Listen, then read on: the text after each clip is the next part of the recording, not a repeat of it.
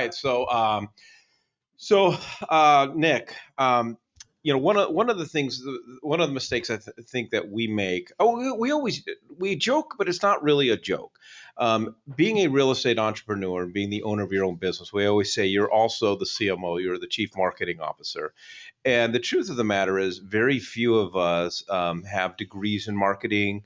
Nor experience in marketing, and really don't know the process in which marketers go through in order to market a product or market another company. And and so and I think it's one of the things that's a crutch for real estate agents. But one of the mistakes I think that we make is we don't change our marketing message, because depending on the time of year will determine who is in the market to buy and to sell.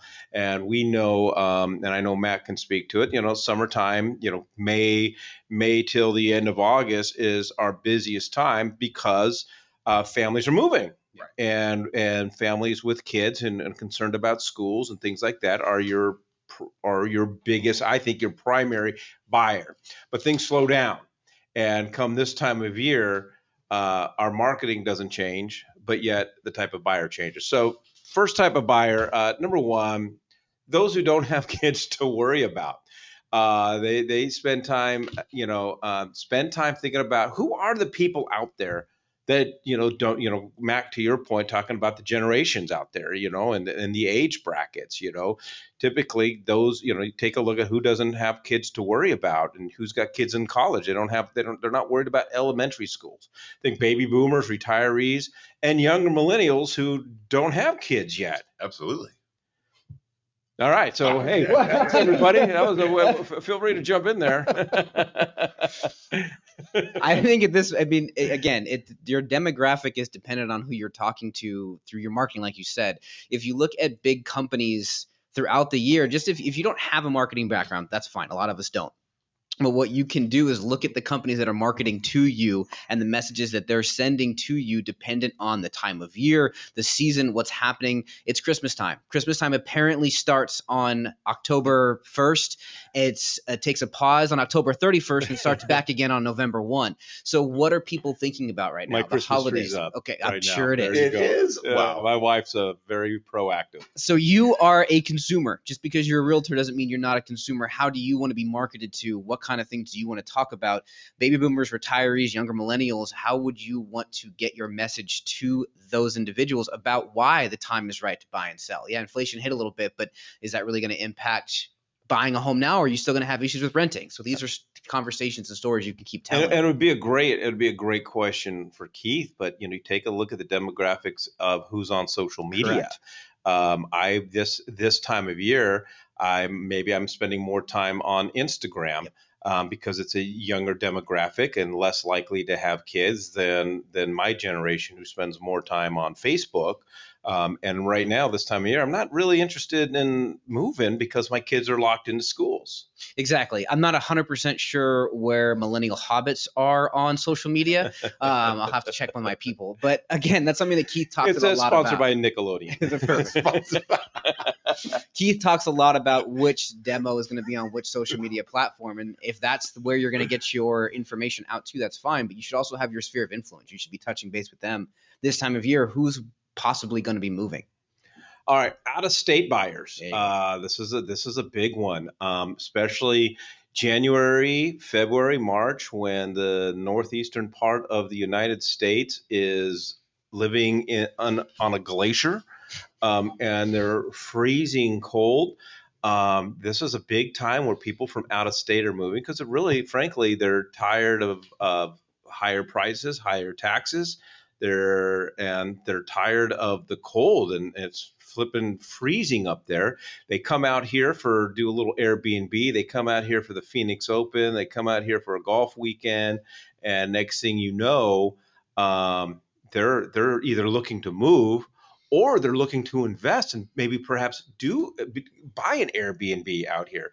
So I would focus on, especially this time of year, but you should do it year round, but build relationships with agents from other markets. Yep. Our team, we've built a pretty big, we call it our International Team Referral Alliance. And we've got teams that we work with from around the country. But coming up this time of year, I need we're pretty weak on the northeastern part, but this is the time for us to double down, and you build your marketing plan around winter visitors. And another, Matt, is end of the year job transferees. This is people get transferred this time of year, and they're looking to come out here. Or they get bonuses and things like that. So they have now maybe a bigger down payment. They want to upgrade. So the end of year motivation from a tax perspective, maybe they need to buy something. If it's an investor, they need to flip something. All that stuff really plays into part. So if you work during the holidays, you can close deals. And you should be working during the holidays. And it's a big issue where realtors think that they need to take the time off because so are their clients. That's not true. Like Matt said, you have that tax incentive. You've got winter visitors in Arizona. I was in Sedona this last weekend, and because it's Sedona on a Saturday, it's just absolutely insane now. I don't think I spoke to anyone who was from the Valley. Every single person that we spoke to were from out of town and loved Arizona right now because it was 75 degrees and it wasn't 20. I mean, you watched the football game last night. It was snowing in Green Bay. It was 80 degrees in Phoenix yesterday. So you should be putting together some kind of a snowbird plan. They're going to want to buy out here, and right now is the right time to do it. Yeah, and I would also say, for me, I not as many people this time of year are buying, but for those that work are going to close deals, are going to get deals.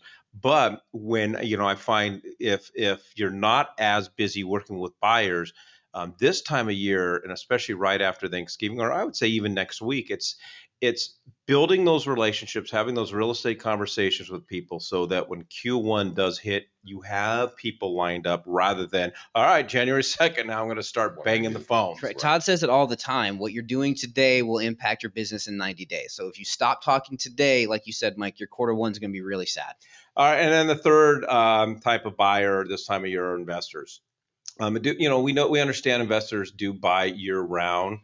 But they're this time of year, the year end is they're taking a look at tax ramifications and 1031 tax exchanges and end of the year, and they're already wealthy people are already talking to their CPAs and building those strategies. They have to do it ahead of time because they need to know if they need to make any moves as far as real estate goes in this year. But like us, though, you got to know who they all want fix and flips. So you got to have that realistic conversation with them. They're not that easy to come by, but they're buying land. Mm-hmm. They're buying long-term rentals. They're buying short-term rentals. And again, there's a lot of people with tax motivations. But this time of year, this is a good proportion of the people that are coming. And again, it's having these types of real estate conversations with people and finding them and marketing to them. I'm going to put you on the spot. So if I'm a realtor and I'm interested in working with more investors, how do I get in front of investors? How do I start marketing myself to that type of demographic? Oh, Bubba, that's just the whole premise of our entire team, and it's what we do. It's first we start with every single person's an investor. If you're a first-time home buyer, you're an investor. Our mission is to help our clients build legacies of wealth through real estate. So it starts with your first home. So every person we talk to, we're talking about real estate, or we're talking about investments and so forth. But right now, this time of year for us, we're targeting people who are looking to buy short-term rentals. And we have very specific plans on how we're doing that, and I don't want to get into the specifics, but people could reach out and learn a little bit more about what we're doing. But and our clientele for us, it's the existing clientele. We know who really is already having conversations with their CPA, so we're reaching out to them and having those conversations about what they need to do as far as real estate. And if we don't do a lot on social media, but if we are, we'll target short-term rentals. And for us, going back to our International Team Referral Alliance, our California agents love us because no one in California wants to buy a rental because you can't evict anyone. Mm-hmm. But now we have conversations with our agents out there. It's the wild, wild west out here, So yeah, a little bit. Reaching out to your sphere of influence, I think, is a really big deal right now. If you've not touched your sphere of influence recently, you need to start getting on the phone and calling and talking to them because you don't know. Like Mike said, there could be an investor sitting in there you don't know about. Well, I think the key is also conversations. Yeah. Like you can go to Friendsgivings, you can go to your holiday parties as they're coming up. Hopefully you're not going to holiday parties that are only have realtors there. Hopefully you have other friends and other networks, and you should have those conversations. You should be talking to people. And if they're not investing, you're like, why not? They have so much equity, more trillions of dollars is built up in home equity than ever before. Now's your chance to really take advantage and grow some wealth. Because that's how you do it. Yeah, you gotta be purposeful with your real estate conversations. Like for us last week, our focus was on, because the number one question I got from everybody in my sphere of influence was about Zillow and what was going on with Zillow. So that was the conversation, picking up the phones, and we created some videos and we blasted it. You got to know what's on people's minds, and then have those real estate conversations with them. Absolutely, yeah. You stay up to date on some of those trends that you're seeing. And then put a video out. That's a brilliant idea, right? Force those conversations with more content about the thing everyone's interested in. Yeah, and then come January, you're having the questions about taxes. What kind of, what are you expecting for a return? Have you thought about using that in real estate and so forth? But all righty,